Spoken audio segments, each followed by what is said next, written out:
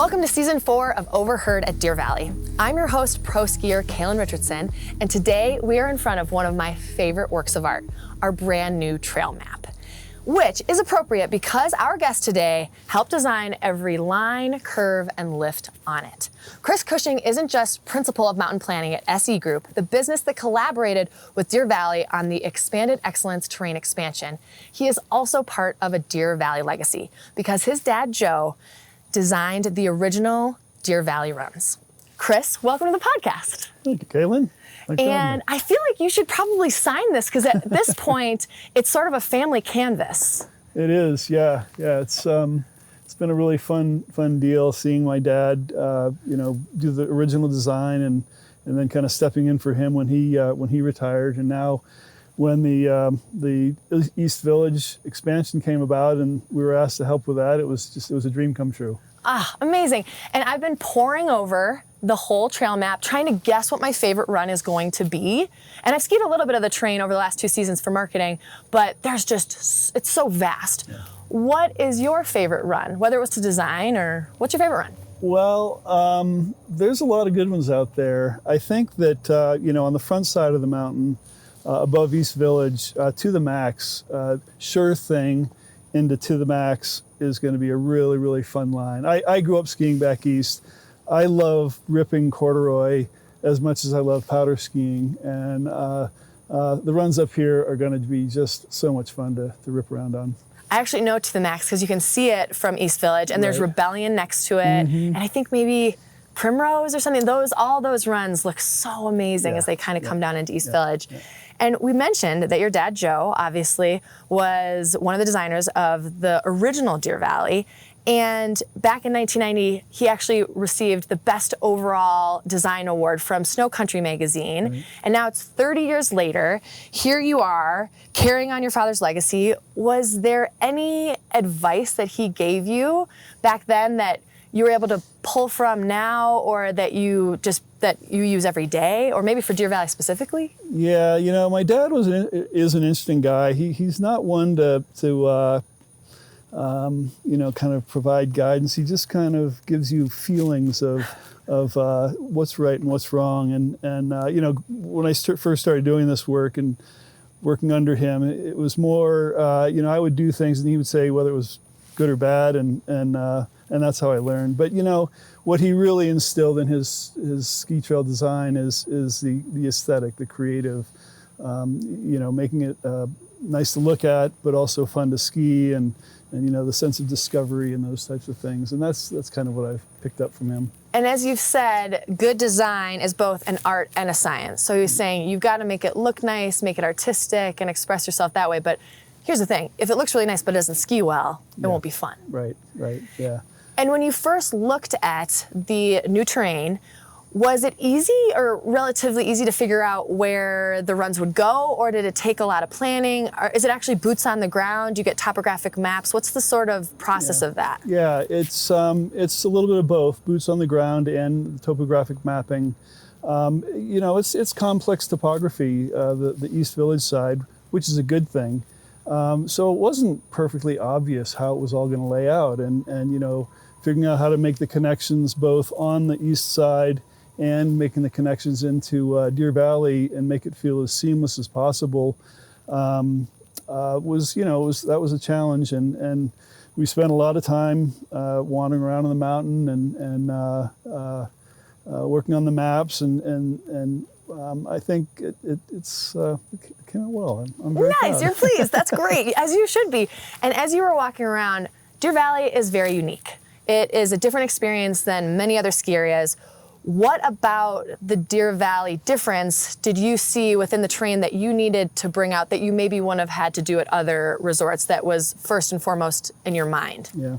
Well, part of, as far as the ski product is concerned, the Deer Valley difference is really the grooming and the snow quality. And that's sort of there's the art and the science. The science side of it is understanding, what it takes to make a run feel good and be groomable, and for making snow. And so a lot of the configurations kept that in mind. Is how is this going to groom, and trying to keep these trails nice and smooth, and having some undulation that's not going to be challenging to groom, but it's going to be really fun to ski, and hard to put in words, but there's that little nuance of making it groomable but fun. Nice. And how is the new terrain the same but also different than the original Deer Valley runs? There's parts of the the expansion that are the same. I mean, Big Dutch, which is Mountain Madness, Matchless, Spitfire, Pinafore. Anyway, this area right here, where is it? Right there. Like this? This area here. Oh, nice. Okay, got it. Yep, Spitfire, Caledonia, Klondike. Yeah, Uh-huh. right. Very similar to Wasatch area, Wasatch and Sterling. The Oh, and those are great. Those long blues. Yeah. No, that's something when, early on I was out on Steins with Bob Wheaton, and we were looking over at Big Dutch Peak, which is the area we're referring to, and he felt that was going to be a really great addition to the ski area, and it is. The terrain over on Vulcan and Revelator is a lot different from what's currently at Deer Valley, because it's the runs are way longer, the lifts are longer. The runs are over 2 miles long and over 2,000 feet of vertical, and that's something that Deer Valley doesn't currently have. So, what I've kind of found is that the terrain on East Village is really complementary to what has been at Deer Valley historically. So I think it's going to be really additive to what we have to offer. That's awesome. And I'm glad that you touched upon that the vertical. And that's one thing that I've heard from guests at Deer Valley, where on one hand, I think sometimes a lot of my guests are like, this is great because you can just loop and your legs don't get as tired. Then I've had other guests that just say, I just want one really long run. And like you said, off Revelator and Vulcan Express, I've skied Redemption top to bottom without stopping with a drone above me, and my legs were burning at the bottom. It was absolutely stunning. I was behind Ted Ligety. It was one of the best runs of my life. But at the end, because we were going fast, for me to keep with him, to stay within the drone shot, it was like I was back on the World Cup. And at the end, my legs were screaming, but you feel like you're flying. It's so amazing. And like you said, I've also skied Hellcat, which is off of Redemption, and it's going to be a steep run, and it's going to be north facing, so the snow is going to be beautiful, and it's really high. I think there's a big misconception that a lot of the terrain is really low, and if you get up to, off that East Village gondola and the Revelator Express and Vulcan Express, that is some high altitude long runs. Yeah, it's basically the same elevation, actually a little higher than Bald Mountain, and same exposures, and it's good stuff out there. As you're designing the runs, we've got greens, blues, black diamonds. Sometimes it can change, double blues, but quickly for the layman like myself, what do you need in a great green, a great blue, and a great black diamond? Well, as far as the green, obviously there's the beginner terrain, teaching terrain, which is typically, in the case of East Village, down near the base. And that's commonly an issue that we come up with when we're dealing with new areas and developers who like the flat ground for hotels and condominiums and things like that. But Xtel was really aware of the need for really good beginner terrain in the base area. And so, the new Hoodoo Express lift, and I can't remember the name of the run. I know exactly what you're talking about, because that was open last season and it was lovely. Right, yeah, it's going to be great, and it's like much like Wide West, but actually a little bit longer and nice pitch. But the other thing is, when we're designing ski resorts, like the hardest thing is designing for the beginner skiers, and that's one of the goals that we have early on, is getting beginner skiers or green skiers to as much of the mountain as we can. And Deer Valley is amazing at that. I was going to ask that as well. How do you keep that balance? Because one of the things that's so wonderful and unique from my standpoint, guiding people around Deer Valley, is that basically every peak has green, at least one green, blues, and a black diamond, so that if you are a newer skier, you're not relegated to just one mountain. Exactly. And there's some amazing mountains out there, but it's mostly advanced terrain. And if you go there as a beginner, you go, oh wait, I'm spending you know, this investment in this big trip and I only get to ski 2 runs, Right. but Deer Valley's not that way. Yeah. How do you keep that balance, especially with the new terrain? Because even just looking at the map right now, yeah, there is some parts that are a little bit more advanced, like you said, off Revelator, but there's still a lot of greens to be had. Yeah. Yeah, well, the first, you know, Green Monster, which starts at the top of Park Peak and goes all the way back down to East Village. It's almost 5 miles long, and we were able to establish that kind of main line for beginners to make their way around the mountain, and that connected in with the other peaks and so forth. So we were actually, we were able to put, you know, every peak of the new expansion has a green run off of it, and which is great. And like you said, there's a really nice mix of blue runs and black runs off of most lifts, it came out really nice. As you said, Green Monster is this super long green run that basically meanders through all of the new terrain. Was it one of the very first runs that you guys designed? It actually was. You know, commonly the green runs are also used for roads, for access onto the mountain. And obviously we need to get access on the mountain right up front. To cut the new terrain. Exactly. And so literally Green Monster was one of the first runs built on the mountain. Was it called Green Monster right away? Or No. what was your operating name at the beginning? Run 6P. I like Green Monster better. Yeah. I like Green Monster better. And you've had such an amazing career in mountain planning with all these resorts from Japan to Iceland to South America. With all that global experience, what have you taken that you used here in Deer Valley? You know, I think it's just, you know, seeing examples of different approaches to things and different types of skiing and different types of weather and different base areas and different people, you know, and that's what's key is for this kind of thing is just having a really broad perspective on what makes a great ski run or what makes people happy, you know, what they want to do. And so I think that's, you know, the Iceland, Japan, around North America, you know, it's just seeing different things and experiencing them and trying to, you know, apply those things that we've seen to what we're creating. And you know, for East Village, of course, you know, we knew the Deer Valley. Deer Valley is my home hill, by the way, pretty much. Yay! So you know, kind of relating the things that we've seen elsewhere around the world to what Deer Valley offers its clients, its guests, it just kind of provides that perspective. Because this is your home mountain, did that add a little bit of gravity to this project where you felt a little more ownership or a little more pressure? Yeah, absolutely. You know, we have a whole team of people that do this work, and you know, I like to share projects with others. This one I was very selfish. That's great. I was involved. I you know, kept the reins through the whole thing, and I really wanted to make sure that it came out perfectly. What hallmark or run has your signature on it, your personal signature? You know, Redemption is just, you know, whether it's my signature or whether it's just the terrain that we had to work with. Redemption is a really great run from so many perspectives. You know, there's a variety of pitch. There's rollers. You know, following the natural ridge line, nice curves.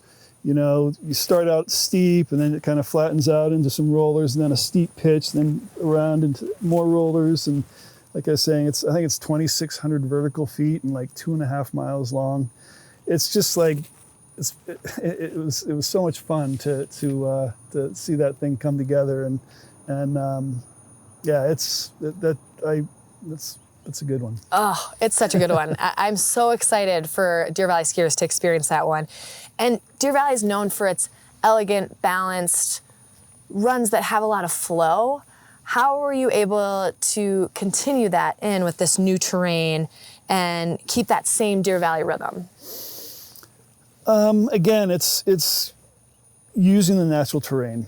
You know, there's a propensity to you know, kind of rely on excavators and bulldozers to make things work the way, whatever. But, we really try to read the terrain, the topography, and we have such good mapping resources these days. It's just incredibly accurate.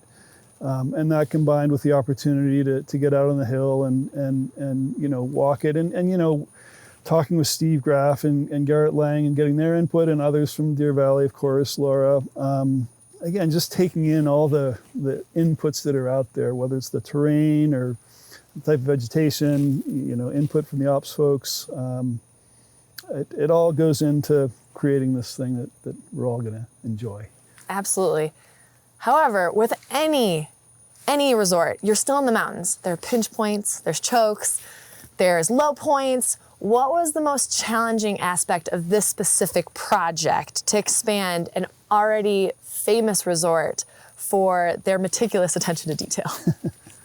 Well, there were some physical challenges in terms of, narrow gullies or narrow ridges that had to be flattened out or whatever. But, the biggest challenge was, quite honestly, the skepticism. There was a lot of people who felt that, it's not going to be good terrain and, it's too low elevation and all these kind of things. And it was really challenging to just, kind of stick to our guns and stick to my guns and say, no, this is not true. And, when I was a couple of years ago, I was back visiting my dad. And I mentioned that to him. I was like, it's so hard. Everyone's really skeptical, but God, I really think this is going to be nice. And he said, you know what? The exact same thing happened at Deer Valley. When we were doing that, everyone was poo-pooing it. They were thinking, oh, it's not enough vertical and it's, funky terrain and it's not going to be any good. So that got me through it. Totally. People love to hate, don't they? Yeah. Until they get on it and they go, oh, this is great. And then they totally forget they were ever naysayers. Right. Yeah. And I agree. I always say, when people would say those kinds of things to me, having been at Deer Valley for over a decade, I'd always say, I see what you're saying, but there's so much more terrain than what you're seeing just from 40. It's so much more than that. And also, really smart people that care about this area, that care about the environment, are in charge of this. Yeah. And I trust them. Yeah. Right? And that's so important. That's so important. So I think it's funny when people want to get so invested in that argument, where I say, why don't you just wait and see how it goes? Yeah. And if there are problems, which there will be growing pains, just like anything, any huge project, the right people are going to problem solve. Yeah. Yep. I'm so excited for it. And then you've led mountain design projects all over the world, and you've lived in Utah now for over 20 years. And what would you say about making this your home mountain in your backyard? Other than really holding it close to your own heart, what are you really hoping that guests that are local notice? I think I'm hoping that they recognize and see how it does really complement what Deer Valley has always been, and that it's additive, that it's not more of the same. It's more of different things with the same delivery. Totally. I guess, and that's what big part of the Deer Valley difference, obviously, is the guest service and their approach to everything. And what we're trying to do is create more skiing that's additive to what's there now. It's just more of what you've loved. Yeah. And that's a great thing. And it's expanding, to use that word, which you've been using a lot, on something that's really good. And why not create more terrain and for more guests to experience that? Right. And more places for people to explore. And you this project brought together SE Group, the Deer Valley Mountain Operations team, and hundreds of contractors. And it's crazy what you all have accomplished in basically 2 years. What do you think it is about this project that allowed it to be so successful? You're right. There's just a huge group of people involved in it. The operations team at Deer Valley, led by Steve and Garrett, the contractors, and there was a very high level of respect between all the different parties, and I really say that genuinely, that we all respected what each of us brought to the party, and that collaboration is what made it such a success. And a big part of, when we do this kind of work and we do our designs on the maps and we draw stuff up and things. And then the contractors are the ones who have to, kind of take what's on our maps and put it on the ground. And the contractor that did the trail work up here were really, really good. Their foreman he shaped golf courses, so he really got an understanding of making those transitions and shaping the terrain and so they did a fantastic job. And the foreman would commonly call and say, "Hey, I'm not sure how you want this to look or feel, and can you come up here and we'll take a look at it?" And so the two of us would be up there, and this guy was great. We'd be up there and he'd say, "Well, what do you want to do here?" And I'd be talking when he'd just sort of be nodding his head and and I'd come back a week later and it was perfect. So, and then you get to enjoy that this season. Exactly. That you guys had like a good rapport. That's amazing. Yeah. You have talked a lot about seamless physical and operational flow between the mountain and the mountain base. How does that come into play here with East Village? I mentioned this before. There's always sort of a positioning between the development, the real estate development, hotels and so forth, and the ski terrain. As the village was being designed, and we worked very closely with the landscape architects who were doing the village design. And so, the ski beach, we have a very extensive ski beach, and it's a very smooth transition from snow onto hardscape. The homes that are built up on the hill, it was a kind of back and forth again with the land planners to design the lot layout so that there was ski access to all of them. It was preconceived versus kind of coming back and doing it after the fact. So again, a greenfield project like this where you're starting from scratch, it really gives you the opportunity to, with the right team, to do everything preemptively and being proactive about how to approach it. And that's the difference. And I think that will be abundantly clear when the guests experience it, because it will be so thoughtful and done with such care, especially because of that communication. It seems like all the teams were really open and really, not just open, but eager to chat with others to make sure that we keep that really high bar of execution. You're still doing this. You've been doing this for so long. What excites you? What still excites you about mountain planning? And are there any trends or exciting things in the future that you're excited to implement?